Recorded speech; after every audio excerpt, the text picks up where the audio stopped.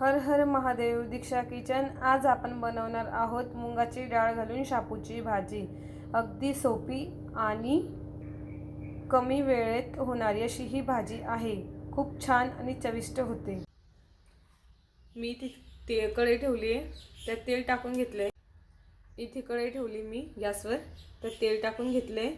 आपण शापूची भाजी बनवतोय डाळ घालून. फोडणीला जिरं घालते, चांगलं कडकडीत होऊ देते. जिरं छान झालं ना, त्यात आपण एक कांदा कापलेला टाकते. कांदा छान झाला तर टोमॅटो ॲड करते, परतून घेते. टोमॅटो पण छान असं परतून घ्यायचं. लसूण हिरवी मिरची वाटून घेतली बारीक मिक्सरमधून, परतून घेऊ. मी सालवाली मुगाची डाळ घेतली. तुम्ही बिगर सालवाली पण घेऊ शकता. स्वच्छ 2 पाण्याने धुवून घेतली. परतून घेऊ छान.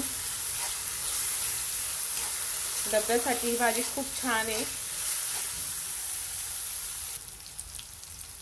अर्धी वाटी मुगाची डाळ घेतली होती, ती 10 मिनिटे भिजत टाकली होती. तोपर्यंत आपण भाजी कापून घेतली होती. अशी बारीक कापून घेतली भाजी. तिला छान परतून घेते.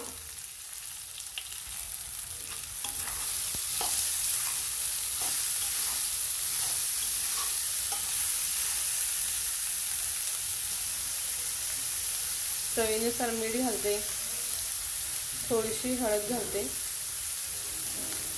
बारीक गॅसवर आपण 5 मिनिटांसाठी झाकण ठेवूया. चला भाजी बघून घेऊ आपण.